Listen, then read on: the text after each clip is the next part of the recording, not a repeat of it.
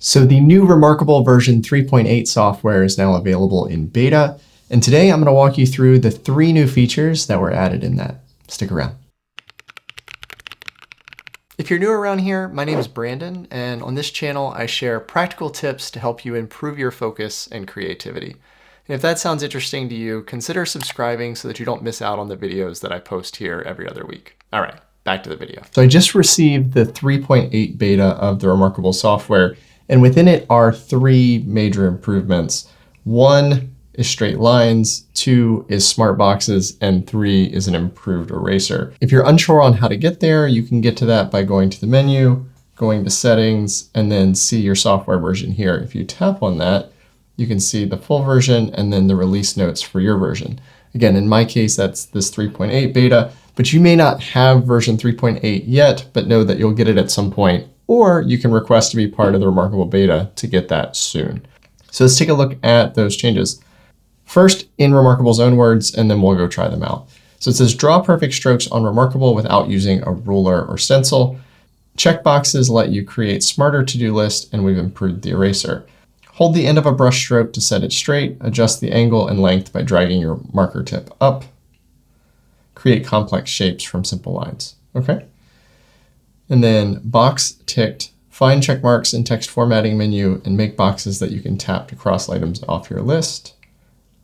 And the eraser more accurately removes marks that are underneath it and doesn't leave invisible strokes. Well, let's go try that out. Oh, you can't swipe out of here. Today I learned you can swipe out of there, but not the other. All right, so let's go landscape. All right, the first of which is straight lines. So typically when you draw a line, it'll follow exactly what you do.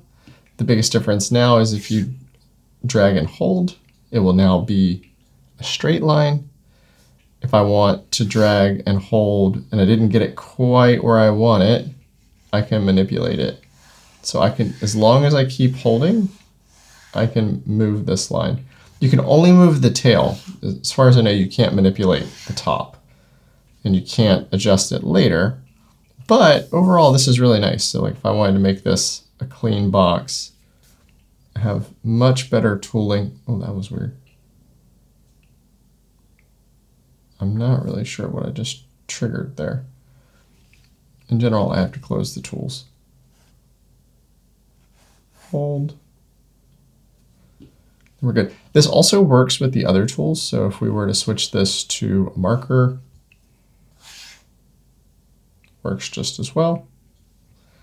And so if we stop going against the grain, let's go with the grid. Oh, note that once you leave, your undo history is gone. But maybe this is a good time to show you the new eraser. So if I were to drag, now it actually will cut holes and they follow the stroke path. So you see how these edges are a little bit rounded? Before they would always be a hard square, regardless of what stroke you drew. So let's go here and let's draw the marker.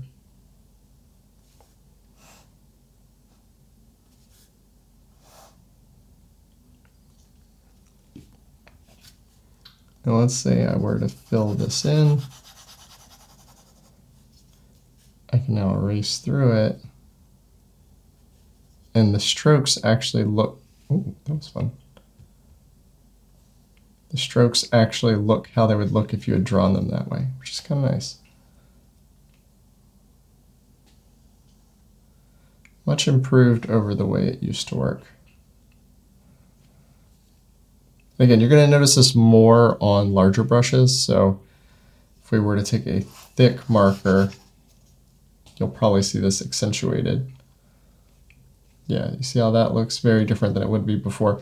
Before you'd have a very hard edge here, and now you actually get the rounded edge as the stroke was intended. So the difference here is instead of masking it, they're actually cutting the stroke, which is really cool. Like this is a much more sophisticated way to do this. And I assume will lead to more things like this in the future. And let's go back to a normal weight. Actually, I haven't tried the pencil yet. Let's try it with the pencil.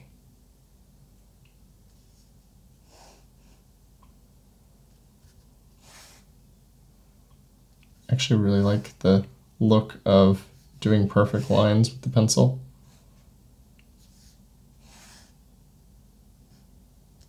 It's kind of cool. It's a cool effect. The pencil is very thick. There we go. That's more in line with what I would expect.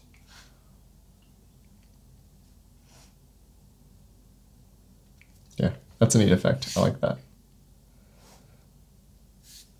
So the next change is in typefolio mode, and so the big difference here are checkboxes. So let's say I'm writing a to-do list. I can now say I want to grab eggs. And then if I were to tap on that, I can make this a checkbox. And then if I go in and I add some more items, it'll stay a checkbox. Run errand.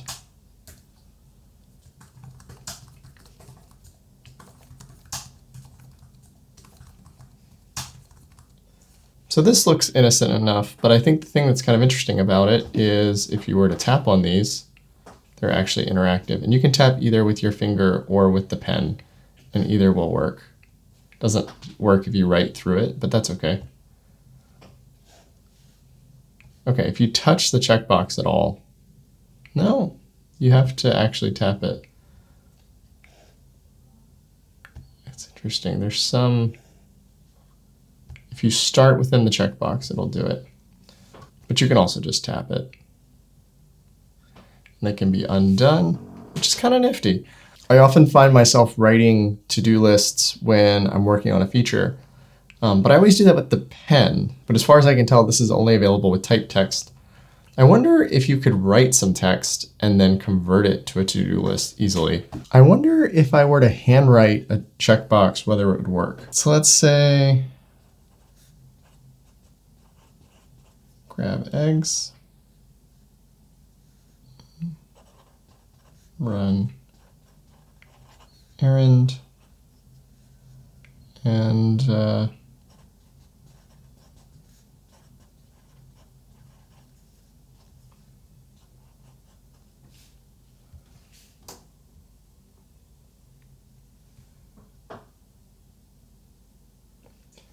so it kind of works. It just isn't quite reliable. Obviously, I could go in and tweak this. So if I were to triple tap on it, I can change it to a checkbox. But their detection for checkboxes, at least with this, leaves a little bit to be desired. I wonder if I tried dashes, whether it would do any better.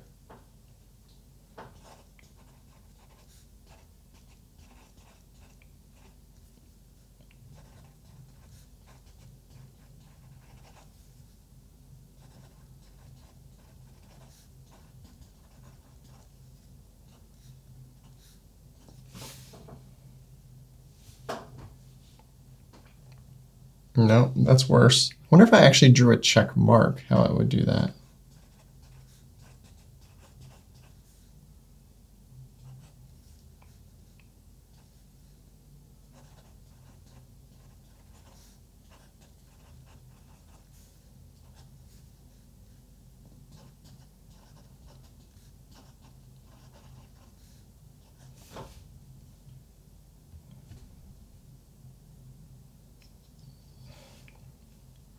Yeah, I don't know.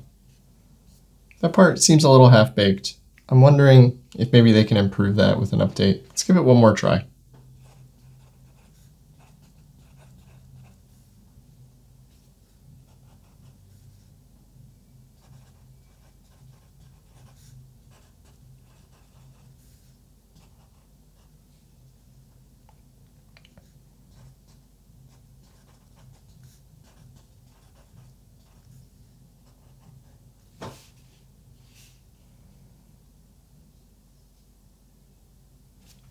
Did I write the third time? It isn't quite reliable, but the cool thing is I can just tap on these.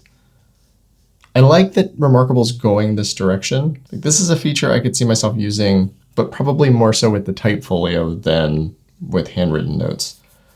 But the idea of just being able to like jot out a quick list is really nice. I would say that this increases the likelihood that I might actually use my Typefolio more. Like I could see myself doing a shot list for a video on this. So like basically have, it sucks that I can't convert that into an H1 from there.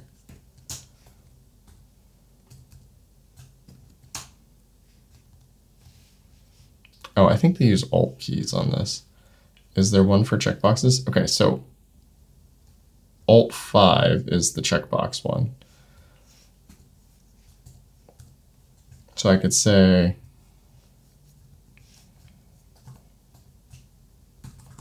shot list,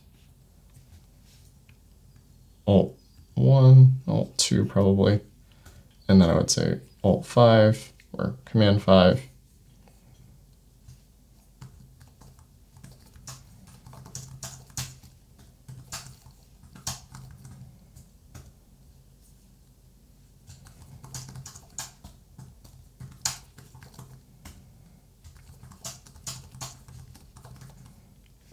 And then from there, just tap them off as I do them, which is kind of cool. So I started showing this feature, but I want to show a little bit more about it. Actually, there's an interesting piece to this. If you were to draw a marker line, let's say you drew a marker line here.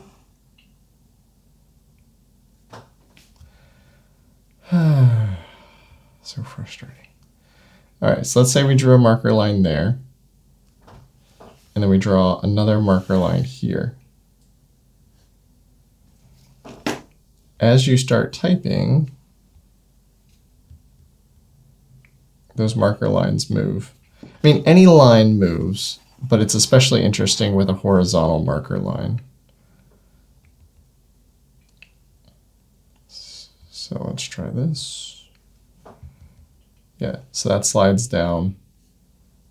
And then similarly, if you were to add more to this to-do list, it would also move down. Again, way easier with the Typefolio. But it's cool how they keep your text and lines aligned. And then if I were to remove this text, I think that space also gets removed, which is kind of cool. A little bit unpredictable at first, but once you understand that it works this way, kind of nice. So the one thing to be careful about is if you backspace through this, you'll actually lose these lines, or at least you used to. Let's see if it still does it. Oh, no, they fixed it. Once upon a time, if you were to backspace through here, you would lose this content. I guess enough people complained, and they changed the way that works. So back to the eraser. Again, I can go through here, and it actually follows the stroke. And so these round, which is really nice. I guess the one potential downside to this is if you were using a huge stroke.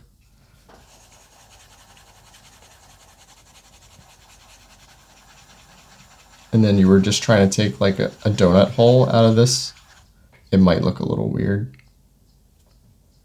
Yeah, so it follows the stroke, which can be a nice effect, but if it's not what you're expecting or not what you've historically expected, it could be a challenge.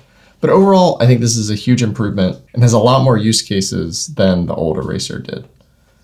And if I erase with the selection eraser, does it do the same thing? Yes, it does. Okay, so they've updated erase behavior everywhere, whether you use the lasso eraser or whether you use the back eraser. It all works the same, which is cool. So those are the updates in reMarkable version 3.8. If you're finding that you're not seeing these features on your version, just wait, they probably haven't gone out into the main channel yet, and you should see them over the coming weeks and months. I'm curious what your thoughts are on the new straight lines and whether you intend to use the new checkbox feature. Let me know down in the comments. You can help me out a ton by liking this video, and don't forget to subscribe so that you don't miss out on videos like this in the future. Thanks again for watching, and until next time, see you in the next video.